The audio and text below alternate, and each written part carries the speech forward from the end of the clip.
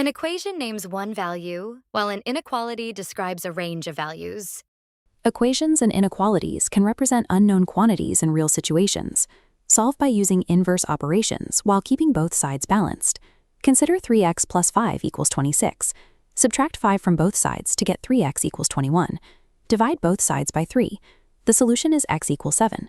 Check it. 3 times 7 plus 5 is 26. Now consider 4x plus 6 is less than or equal to 30. Subtract 6 to get 4x is less than or equal to 24. Divide by 4. The solution is x is less than or equal to 6. The inequality represents every value up to and including 6. One rule needs special care. When an inequality is multiplied or divided by a negative number, reverse the inequality sign. Negative 2x greater than 8 becomes x less than negative 4 after division by negative 2. Recap.